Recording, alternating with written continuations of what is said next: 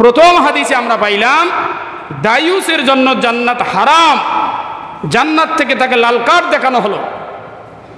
দ্বিতীয় হাদিসের মধ্যে পাইলাম জান্নাতে সে যাইতেই পারবে না, কিয়ামতের ময়দানে তার দিকে কোনো ভ্রুক্ষেপও করা হবে না। জোরে কর নাউযুবিল্লাহি মিন যালিক।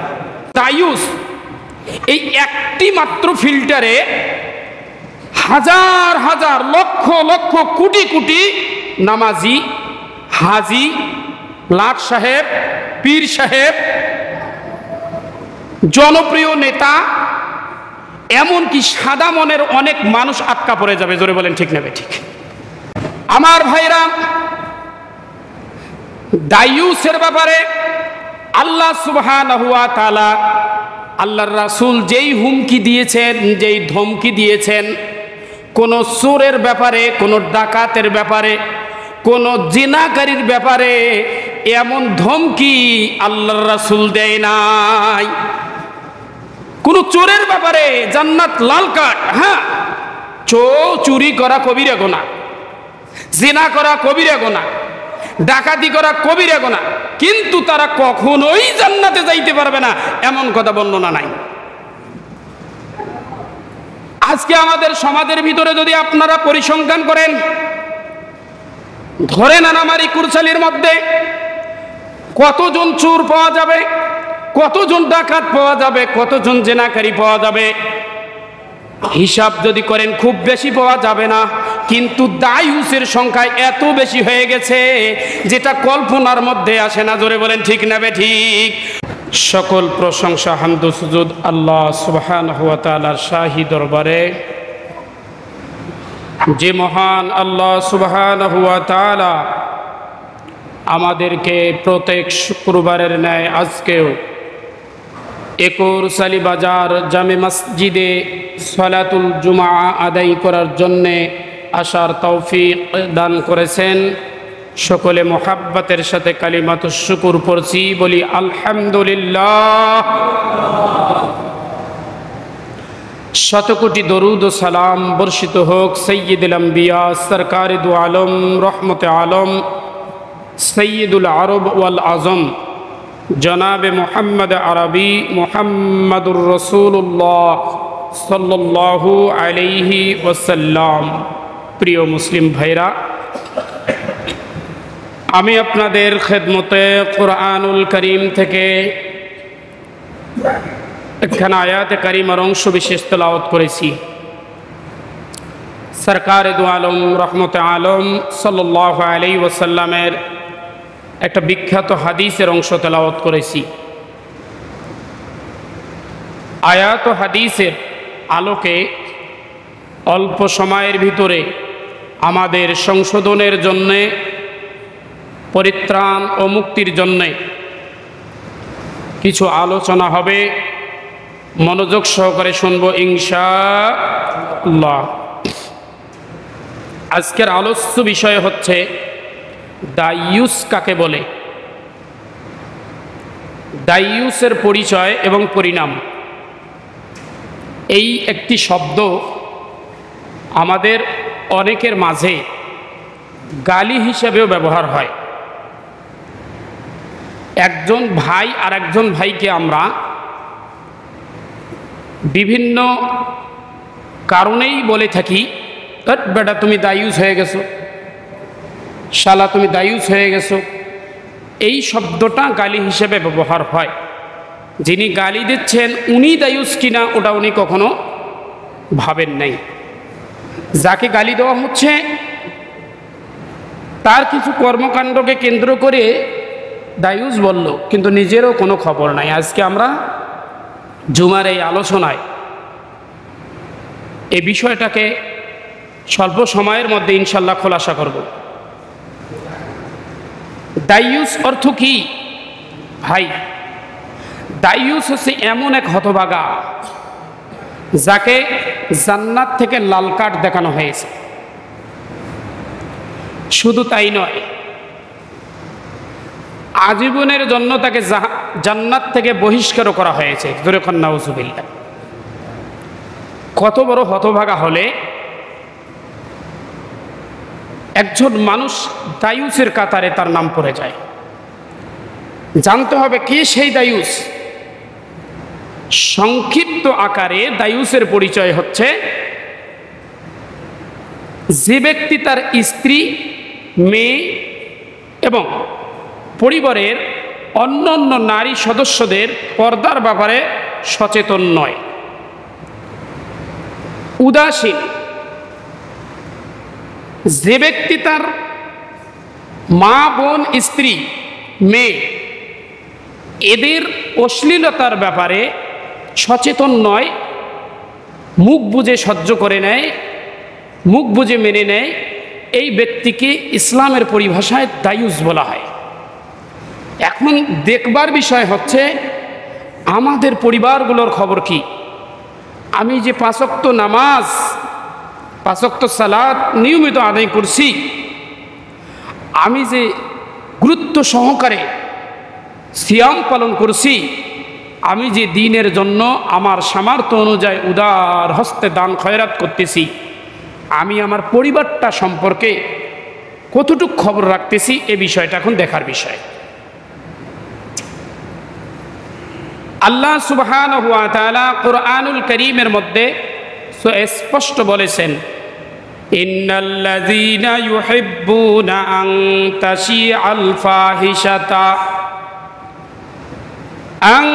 তাশিআল ফাহিশাতা ফিল্লাযীনা আমানু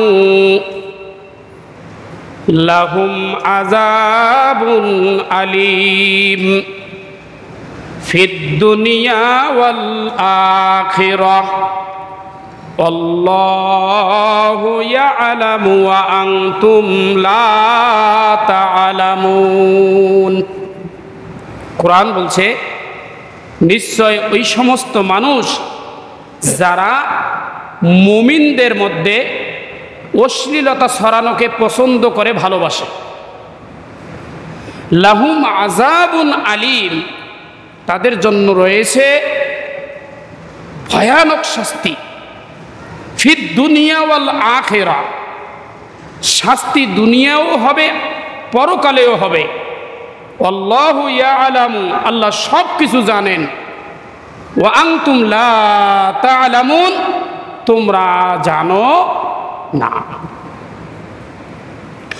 আয়াত আমাদেরকে শিক্ষা দিচ্ছে মুসলিম পরিবারের মধ্যে মুমিনদের মাঝে অশ্লীলতা ছড়িয়ে যাক, ছড়িয়ে পড়ুক, এটাকে যারা ভালোবাসবে এদের পরিণাম হবে বড় ভয়াবহ। এদের পরিণাম অত্যন্ত ভয়াবহ।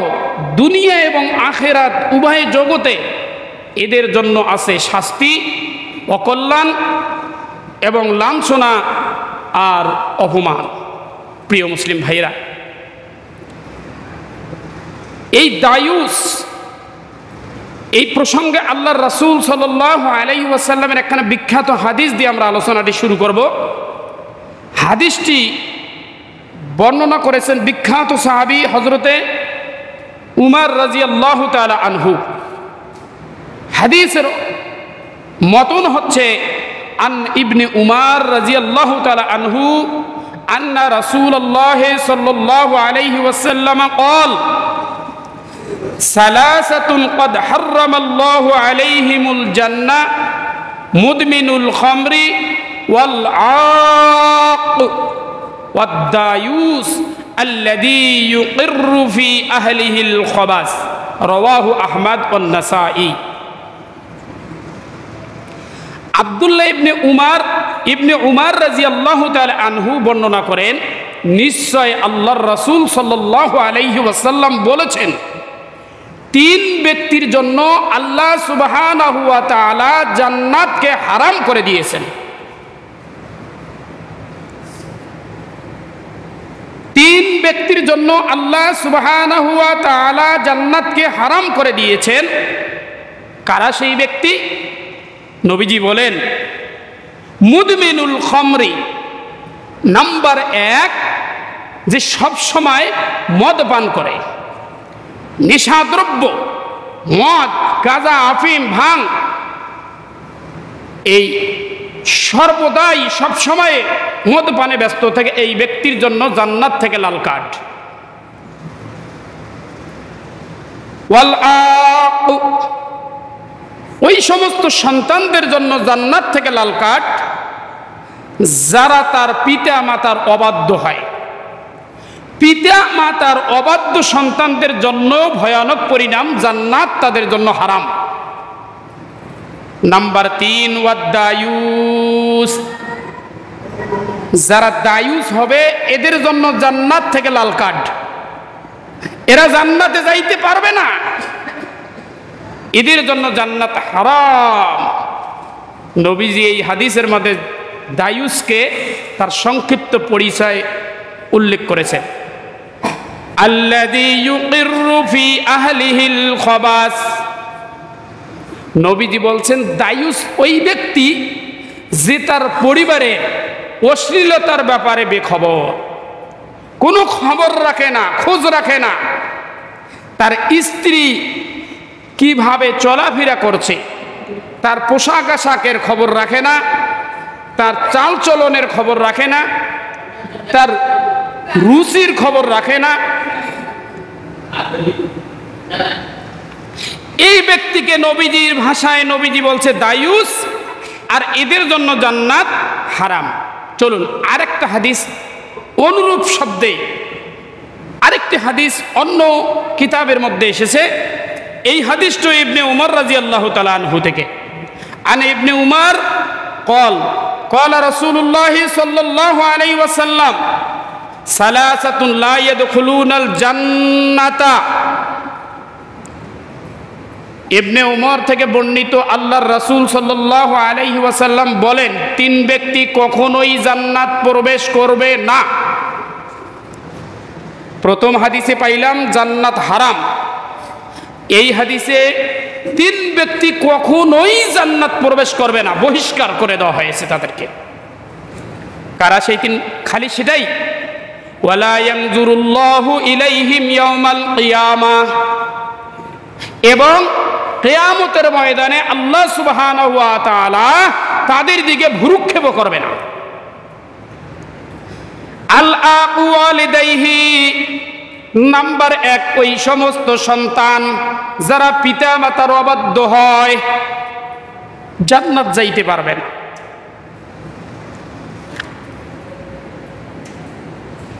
ওয়া ইমরাআতুল মুতারাজ্জিলাতুল মুতাশাব্বিহাত, নাম্বার 2, ওই সমস্ত নারী যারা পুরুষের বেশ ধারণ করে, এরা জান্নাত যাইতেই পারবে না। পুরুষের বেশ ধারণকারী নারী লা ইয়াদখুলুল জান্নাতা, এরা জান্নাত যাইতে পারবে না। নাম্বার 3, ওয়াদায়ুস, এবং দায়ুস, যেটা আমার আলোচ্য বিষয়। প্রথম হাদিসে আমরা পাইলাম দায়ুসের জন্য জান্নাত হারাম, জান্নাত থেকে তাকে লাল কার্ড দেখানো হলো। দ্বিতীয় হাদিসের মধ্যে পাইলাম জান্নাতে সে যাইতেই পারবে না, কিয়ামতের ময়দানে তার দিকে কোনো ভ্রুক্ষেপও করা হবে না। জোরে কর নাউযুবিল্লাহি মিন যালিক। এখন আসুন প্রিয় মুসলিম ভাইরা, এই একটি মাত্র ফিল্টার, এই একটি মাত্র দায়ুস, এই একটি মাত্র ফিল্টারে হাজার হাজার লক্ষ লক্ষ কোটি কোটি নামাজি, হাজি, লাট সাহেব, পীর সাহেব, জনপ্রিয় নেতা, এমনকি সাদা মনের অনেক মানুষ আটকা পড়ে যাবে। জোরে বলেন ঠিক নেবে ঠিক। এটা তার মনের ভিতরে ধারণাই নাই যে আমি তো আল্লাহর হুকুম 5 ওয়াক্ত সালাত আদায় করি, আমি তো সৎভাবে চলার চেষ্টা করি, আমি তো দান খয়রাত করতে আসি, আমি তো ভালো মন্দ কাজ দেখে শুনে করি, আমি তো হজ করেছি, আমি তো যাকাত দেই, আমি একজন জনপ্রিয় নেতা, সমাজের সেবা করি। এই সমস্ত পজিটিভ দিক থাকার পরেও এই লোকটা একটি মাত্র ফিল্টারে আটকা পড়ে যাবে, সেটা হলো দায়ুস। আর দায়ুসের জন্য জান্নাত হারাম। একজন জনপ্রিয় নেতা, পীর সাহেব, হাজি সাহেব, 5 ওয়াক্ত নামাজি, দিব্যে এই সমস্ত ভালো কাজগুলো করতেছে, আর তৃপ্তির ঢেকুর ছাড়তেছে। কিন্তু এই হাজী সাহেব এবং এই নামাজি আর এই জনপ্রিয় নেতা, তার পরিবারের অশ্লীলতা, তার পরিবারের মধ্যে যে অশ্লীলতা চলছে, বেহায়াপনা চলছে, এই সমস্ত জিনিসগুলো দেখেও না দেখার ভান করে চলছে। জোরে বলেন ঠিক না বেঠিক? এমন মানুষের সংখ্যা নিতান্ত কম নয়, এটার সংখ্যা অনেক বেশি। আজকে যদি আমরা সরেজমিন তদন্ত করতে যাই, আমাদের এলাকাগুলোর ভিতরে হাজারো হাজার, লাখো লাখো, করোড় করোড় নামাজি দেখবেন, তারা তাদের পরিবারের ব্যাপারে, মেয়ের ব্যাপারে, স্ত্রীর ব্যাপারে, কন্যার ব্যাপারে, এমনকি বোনের ব্যাপারে, মার ব্যাপারে বেখবর জীবন যাপন করতেছে। জোরে বলেন ঠিক না বেঠিক? আমার ভাইরা,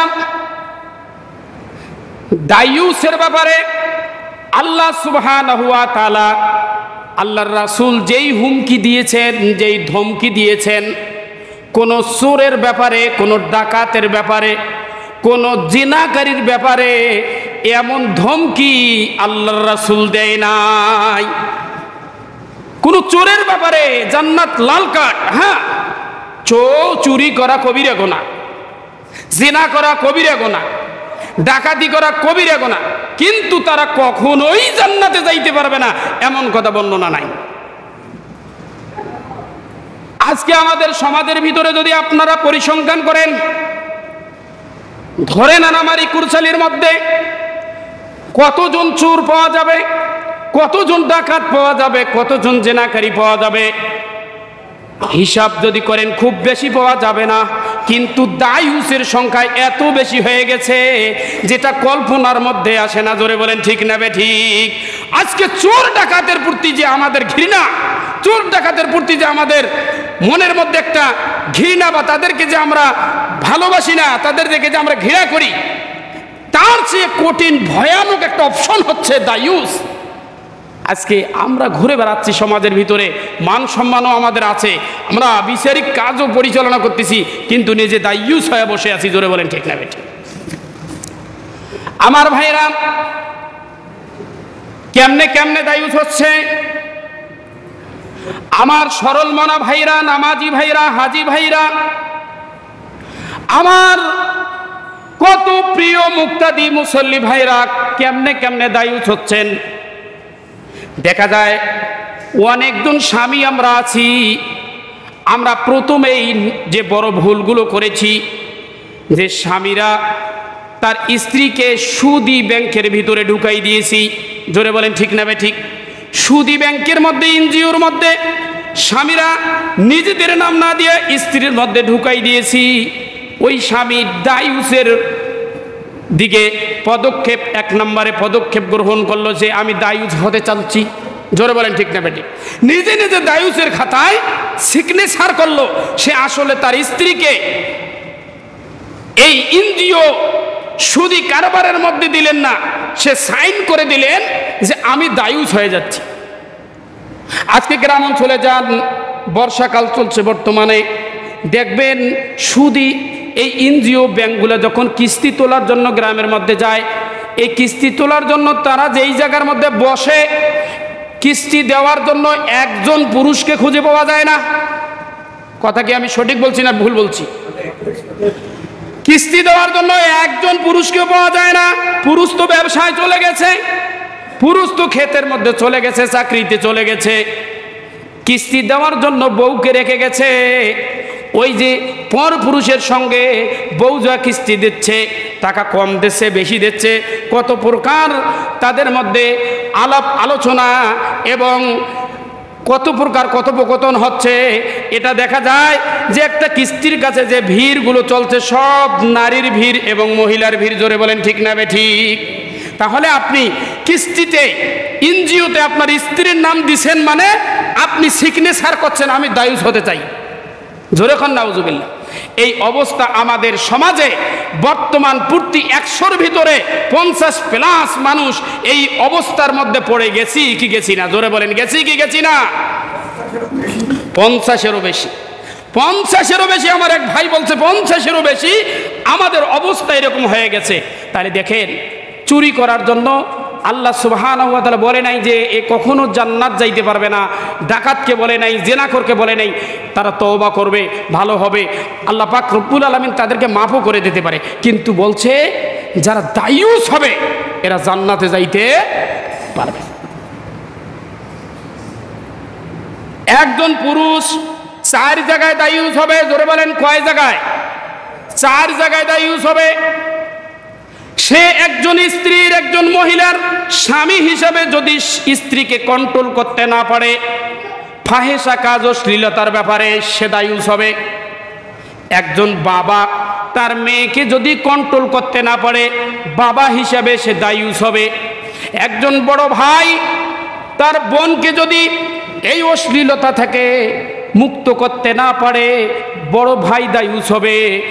আর একজন বড় ছেলে তার মাকে যদি অশ্লীলতা থেকে ফিরাতে না পারে, বড় ছেলে দায়ুস হবে। একজন পুরুষ যেই জায়গাতে যান, আপনি স্বামী হলে আপনার ওপর দায়িত্ব আছে না নাই? বাবা হলে দায়িত্ব আছে না নাই? আপনি বড় ভাই হিসেবে আপনার দায়িত্ব আছে না নাই? আপনি বড় ছেলে হিসেবে আপনার মার দায়িত্ব আছে না নাই? এই সব জায়গাতে আপনি দায়ুস হওয়ার সম্ভাবনা, জোরে বলেন ঠিক না বেঠিক? আজকে যদি বাজারে বিশেষ করে একটু শহর বন্দরের দিকে যান, শহর বন্দরের দিকে যাইয়ে দেখবেন আমাদের যে টেইলারগুলো আছে, এই টেইলারগুলোর ভেতরে আমি অনেক টেইলারকে দেখেছি। এক সময় বলে ফেলছি এক টেইলার ভাইকে, ভাই কথা না বলি, আমরা যদি শহর বন্দর বিভিন্ন অঞ্চলে যাই বা এলাকার ভিতরে যে টেইলারগুলো আছে, টেইলারগুলোর দিকে একটু তাকাবেন। জি তাকাবেন। আমি এক জায়গায় বলে ফেলছিলাম, ভাই এই টেইলার্স কি সব ছোট বাচ্চাদের জন্য? এটা কি ছোট বাচ্চাদের টেইলার? সেখানে কি কোনো বড় মানুষের জামা কাপড় সেলাই হয় না? সে হাসতেছে, হাসতেছে, আমাকে বোকা ভাবছে। সে হাসতেছে, কয় হুজুর আপনি বলেন কি, যা জামাগুলো ডিসপ্লে করা আছে দেখছেন, এই সব জামাগুলো বড় মেয়েদের। ধরে খান না হুজুর, এই জামাগুলো ডিসপ্লে করা আছে, একটা জামাও কোনো বড় মানুষের মনে হয় না। আপনারাও দেখেন যাইয়া টেইলার্সগুলোতে সবগুলো ছোট ছোট বালিকার মধ্যে, বালিকার জোকায়, বালিকার মাপে দেখা যায়। জোরে বলেন ঠিক না বেঠিক? কিন্তু আমাদের মা বোনের কাপড়গুলো এত ছোট হয়ে গেছে। আজকে আমাদের এই সমস্ত বাজারে যে টেইলারগুলো আছে, এই টেইলারগুলোতে আমেরিকা থেকে, ইসরায়েল থেকে ইহুদি এসে জামা সেলাই করতে দেয় নাই। জোরে বলেন ঠিক না বেঠিক? এখানে ইউরোপ থেকে কেউ আসে নাই, আমেরিকা থেকে কেউ এসে জামা সেলাই করতে দেয় নাই। আপনি এবং আমার সন্তানদের জামাগুলো টেইলারে ডিসপ্লে আসতেছে। আপনার আমার যুবক যুবতী মেয়ে, আপনার আমার স্ত্রীর সেই ছোট্ট ছোট্ট জামা এত শর্ট। ইসলাম যে জামার আমাদের কাটিং দিয়েছে, ইসলাম যে আমাদেরকে লিবাসের নিয়ন্ত্রণ দিয়েছে, তার ওয়াদাও ফলো হচ্ছে না। জোরে বলেন ঠিক না বেঠিক? কিছুদিন আগে আন্দোলন শোনেন নাই? বিশ্ববিদ্যালয়ে আন্দোলন চলেন নাই? কিছু মেয়েরা, কিছু ছেলেরা তারা আন্দোলন করছিলে, বডি আমার চয়েস আমার। এরকম হয়েছিল না? বডি আমার চয়েস আমার, আমার বডি আমি যেমনে ইচ্ছা তেমনে পোশাক পরিধান করব, তেমনে পোশাক বানাবো। এই নিয়ে বেশ কিছু আন্দোলন সমাজের দেশের মধ্যে হয়েছে। কিন্তু সব সময় কিছু সুস্থ মানুষ থাকে, সচেতন মানুষ থাকে। মুসলিম পরিবারের সেই বিশ্ববিদ্যালয়ের কিছু ছাত্র এবং ছাত্রী, শিক্ষার্থী, তারা আবার এটার প্রতিবাদ করেছে। তারা প্রতিবাদ করে যে স্লোগানটা দিয়েছিল, তারা প্রতিবাদ করে যে লিফলেট তারা বিতরণ করেছিল, এই স্লোগানটা কি জানেন? আপনারা অনেকেই শুনেছেন, মনে নাই। এই স্লোগানটা ছিল, ছোট পোশাক, ছোট পোশাক মানুষকে বিজ্ঞানী বানায় না, বরং পণ্য বানায়। জোরে বলেন ঠিক না বেঠিক? ছোট পোশাক বিজ্ঞানী বানায় না, বরং পণ্য বানায়। এটা আমাদেরই সন্তানেরা প্রতিবাদ হিসাবে এই স্লোগান দিয়েছিল। আমার ভাইয়েরা লম্বা হয়ে যায়।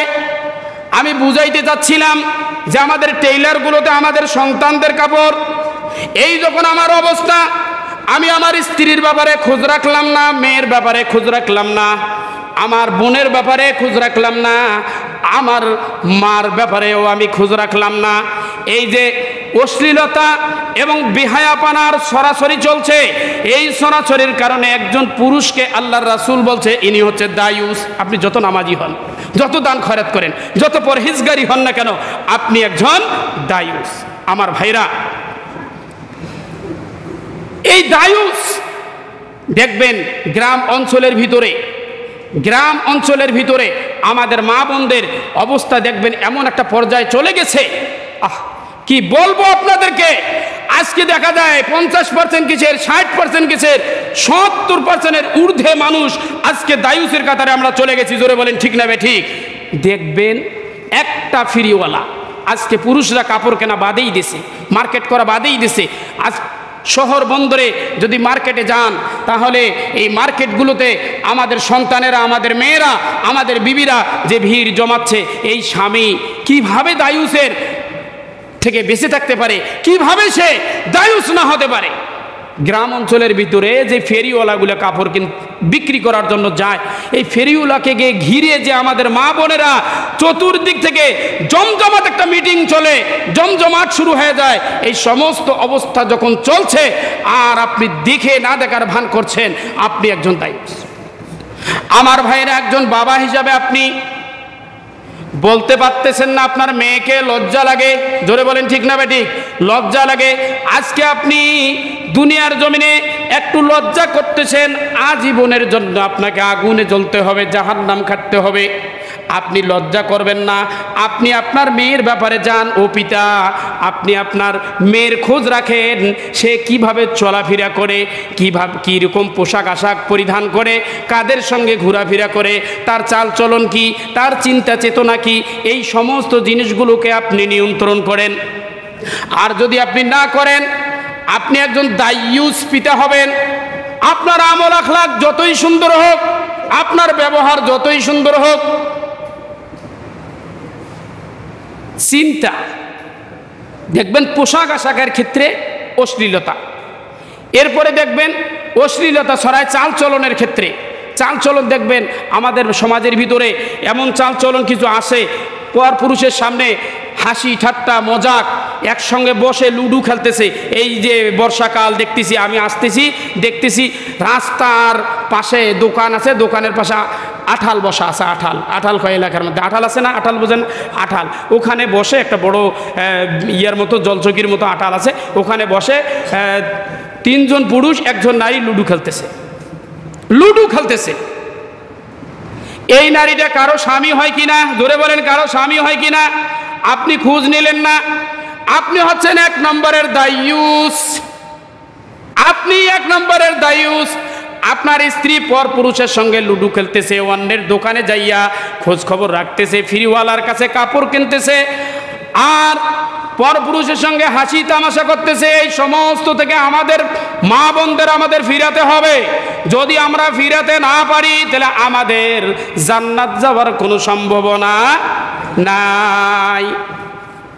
চিন্তা চেতনার ক্ষেত্রেও অশ্লীলতা ছড়ায় আমাদের সমাজে। তথাকথিত মুক্তমনা ব্লগার যারা আছেন, যারা লেখক আছেন, তারা লিখতেছেন। আমি গতকাল একটা ব্লগে দেখলাম, তারা বলতেছে যে এই যে পোশাক আশাকের ক্ষেত্রে পর্দাহীনতা যেটা দেখা দিচ্ছে, অর্ধ উলঙ্গ পোশাক করতেছে এবং পাতলা পোশাক পরিধান করতেছে, এই সমস্তগুলোকে তারা অশ্লীলতা ভাবতেছে না, বরং এই সমস্তগুলোকে তারা বোঝাচ্ছে, এভাবে বোঝানোর চেষ্টা করতেছে যে দেখেন আজকে সমাজের ভিতরে নারীর প্রতি পুরুষের যে একটা লোবাতুর আকর্ষণ আছে, এই আকর্ষণটা নারী গোপনে থাকার কারণে, নারী ভিতরে থাকবে, যত ভিতরে থাকবে, যত গোপনে থাকবে, তার আকর্ষণ তার ভিতরে তত স্পিরিট থাকবে। ওনারা আবার উদাহরণ দিচ্ছেন, যেই গরুটাকে আপনারা ঘরে পোষেন, ঘরের ভিতরে বেঁধে পোষেন, এই গরুটাকে যদি, এই পশুটাকে যদি আপনারা মাঠে কখনো বাহির করেন, তাহলে মাঠে আটকানো তাকে সম্ভব হয় না। এই জন্য কোনো মেয়েকে যদি আপনারা ঘরে রাখেন, তাকে যদি বোরখার মধ্যে রাখেন, পর্দার মধ্যে রাখেন, আর ছেলেদের আকর্ষণ বাড়তেই থাকবে। বরং আদা খোলা করে দেন, আর তারা রাস্তা পথে চলুক, দেখতে দেখতে দেখতে দেখতে দেখতে দেখতে একবারে স্পিরিট কমে যাবে। জোরে কর নাউজুবিল্লাহি মিন যালিক। এই যে চিন্তা চেতনা, এই ধরনের চিন্তা চেতনার মাধ্যমেও আমাদের মাঝে অশ্লীলতাকে ছড়িয়ে দেওয়া হচ্ছে। তারা তো দায়ুস হচ্ছে, বরং তারা মানুষকে দায়ুস বানার জন্য এই ফর্মুলাগুলো তৈরি করেছে। জোরে বলেন ঠিক না? আমার ভাইরা, লম্বা করার সময় নাই। আল্লাহ সুবহানাহু ওয়া তাআলা কুরআনুল কারীমের মধ্যে ডাক দিয়ে বললেন, মুমিনদেরকে ডাক দিয়ে বললেন, ইয়া আইয়ুহাল্লাযীনা আমানু কু আনফুসাকুম ওয়া আহলিকুম নারা। সকল মুমিনকে আল্লাহ ডাক দিচ্ছেন। এই ডাক যেন মনে হচ্ছে আমাদের ইকুরসালি আমাকে ডাকছেন, আল্লাহ আপনাকে ডাকছেন। ও পিতা, ও স্বামী, ও বড় ভাই, তুমি মুমিন না? তুমি মুমিন না? তোমাকে যেন ডাক দিয়ে আল্লাহ বলছেন, কু আনফুসাকুম ওয়া আহলিকুম নারা। তুমি যেমন নিজে বাঁচতেছো, সালাত আদায় করে, যাকাত দিয়ে, হজ করে, ভালো ভালো কাজ করে নিজে যেমন বাঁচতেছো, ওয়া আহলিকুম নারা, তোমার পরিবারকে আগুন থেকে, জাহান্নাম থেকে বাঁচাও। কার কথা? আল্লাহ সুবহানাহু ওয়া তাআলা বলতেছেন, তোমার মেয়ে, তোমার মা, তোমার বোন, তোমার স্ত্রী যে আজকে ছুটে চলছে জাহান্নামের দিকে, আগুনের দিকে ছুটে চলছে, তুমি একাই বাঁচলে তুমি বাঁচতে পারবা না। তাদের সেই ছুটে চলা আগুনেকে তোমাকেও চিরজীবনের জন্য, আজীবনের জন্য নিক্ষিপ্ত করা হবে। এই জন্য আল্লাহ সুবহানাহু ওয়া তাআলা ডাক দিয়ে বড় আদর করে, মুহাব্বত করে ডাক দিয়ে বললেন, হে ঈমানদারেরা, হে পিতা, হে ভাই, হে স্বামী, তোমরা নিজে বাঁচো আর পরিবারকে বাঁচো। আজ থেকে খবর নেওয়া শুরু করবেন। লজ্জা নয়, ইসলাম লজ্জা করতে বলে নাই। ভালো কাজের ভিতরে আপনি আপনার মেয়ের লাগাম টানুন, আর স্ত্রীর লাগাম টানুন, আপনি আপনার বোনের লাগাম টানুন, আল্লাহ আপনাকে হেফাজত করবে। তবে একটা কথা এখানে আমাকে বোঝাতে হবে, খুবই সংক্ষিপ্তভাবে বোঝাচ্ছি। দায়ুস হওয়ার ক্ষেত্রে তিনটা ক্যাটাগরি একটু ভিন্ন, আর একটা ক্যাটাগরি ভিন্ন। তিনটা ক্যাটাগরি হলো, আপনি বাবা হিসাবে যখন দায়ুস হলেন, ভাই হিসাবে যখন দায়ুস হলেন, আপনি ছেলে হিসাবে যখন দায়ুস হলেন, আপনার ইচ্ছার মধ্যে আপনার মেয়ে নয়, আপনার ইচ্ছা করে আপনি এই মেয়েকে নেন নাই, গ্রহণ করেন নাই, ইচ্ছা করে আপনি এই মাকে পান নাই, ইচ্ছা করে আপনি আপনার মেয়েকে পান নাই, বোনকে পান নাই, আপনি যথেষ্ট তাদের জন্য চেষ্টা করেছেন, তাদেরকে আপনি ধমকি দিয়েছেন, তাদের প্রতি আপনার চূড়ান্ত পর্যায়ের শাসন ছিল। এই সব কিছু থাকার পরেও আপনার মেয়ে, আপনার মা, আপনার বোন যদি এই পথে না ফেরে, আল্লাহ হয়তো বা আপনাকে ক্ষমা করে দেবেন, কিন্তু স্ত্রীর ব্যাপারে এই ক্ষমাটাও হবে না। স্ত্রীর ব্যাপারে এতটুকু ক্ষমাও হবে না যে আপনি চূড়ান্ত পদক্ষেপ নিচ্ছেন, তারপরেও স্ত্রী ফেরতেছে না, তারপরেও আপনার ক্ষমা নাই, আপনি দায়ুস। বলবেন কেন? কেন? কয়, স্ত্রী যখন আপনি করেছেন, বিবাহ যখন করেছেন, এই চয়েস ছিল আপনার নিজের। জোরে বলেন ঠিক না বেঠিক? এটা আপনার নিজের চয়েস ছিল। মেয়ে কিন্তু আপনার নিজের চয়েসে আসে নাই, মা কিন্তু আপনার নিজের চয়েসে আসে নাই, বোন কিন্তু আপনার নিজের চয়েসে আসে নাই, অটোমেটিক আপনি পেয়েছিলেন। আর স্ত্রীকে আপনি চয়েস করেছেন। আমি যুবক ভাইদেরকে বলবো, যারা এখনো বিবাহ করেন নাই, এখন এই সময় আপনাদের এটাই টাম। আজকে যদি আপনি সঠিক সিদ্ধান্ত নিতে পারেন, তাহলে আপনার লাইফ হবে সুন্দর। এই জন্য রাসূল বলেছেন, ফাসফুরলে জাতের দিন। আপনি যখন বিবাহে বন্ধনে আবদ্ধ হবেন, আপনি একটা মেয়ের ব্যাপারে সব থেকে দিন, তার পরহেজগারিতা, তার তাকওয়া, এটা দেখে বিবাহ করেন। আপনি তো দেখেন নাই, চয়েস করেছিলেন তার ফ্যাশন, চয়েস করেছিলেন, আপনি চয়েস করেছিলেন তার আধুনিকতা, আপনি চয়েস করেছিলেন তার স্ট্যাটাস, আপনি চয়েস করেছিলেন তার পরিবারের গ্রহণযোগ্যতা, আপনি চয়েস করেছেন তাদের ক্ষমতা, আপনি চয়েস করেছেন বিভিন্ন দিক। এই সমস্ত চয়েস করে যখন আপনি বিয়ে করেছেন, আজকে আপনার কথা মানতেছে না, তবে মানুক আর না মানুক, আপনি দায়ুস হবেনই হবেন। কারণ এই অপশনে আপনাকে কোনো প্রকার ক্ষমা করা হবে না। আল্লাহ রাসূল বলছেন, আলা কুল্লুকুম, সাবধান হে উম্মতেরা, সাবধান, আলা কুল্লুকুম রাইন ওয়া কুল্লুকুম মাসউলুন। জগতে যারা আমরা আছি, সবাই আমরা দায়িত্বশীল। আমাদের দায়িত্বর ব্যাপারে আল্লাহ পাক জিজ্ঞাসা করবেন। আমাদের সবাইকে জবাবদিহিতা করতে হবে আমাদের দায়িত্বর ব্যাপারে। আল্লাহ রাসূল বলছেন, ক্বালা আল ইমামুল্লাযী আলান নাস রাইন, একজন ইমাম তার মুসাল্লিদের ব্যাপারে, মুক্তাদিদের ব্যাপারে দায়িত্বশীল, সেই ব্যাপারে তাকে জিজ্ঞাসা করা হবে। একজন পুরুষ তার আহাল পরিবারের জন্য দায়িত্বশীল, তাদের ব্যাপারে তাকে জিজ্ঞাসা করা হবে। এমনি করে একে অপরে আমরা সবাই কোনো না কোনোভাবে দায়িত্বশীল। অতএব আমাদের দায়িত্বগুলো আমাদের সুন্দরভাবে যদি আমরা পালন না করি, আজকে দেখেন আমি আবার আপনাদের কাছে সেই জায়গায় নিয়ে যাচ্ছি। আমার ভাইরা, চোর, ডাকাত, জেনাখোর, এদের কারোর ব্যাপারে আল্লাহর রাসূল এত কঠোর ভাষা অবলম্বন করে নাই, দায়ুসের ব্যাপারে যত কঠোরতা অবলম্বন করছেন। তাই আল্লাহ পাক রব্বুল আলামিনের কাছে আমরা ফরিয়াদ জানাবো, দোয়া করব, আর পরিবারের ব্যাপারে সচেতন থাকবো। আল্লাহ যেন আমাদের সবাইকে এই কথাগুলোর প্রতি আমল করার তৌফিক দান করে, বলেন আমিন। ওয়া আখিরু দাওয়ানা আলহামদুলিল্লাহি রাব্বিল আলামিন। আসসালামু আলাইকুম ওয়া রাহমাতুল্লাহি ওয়া বারাকাতুহু।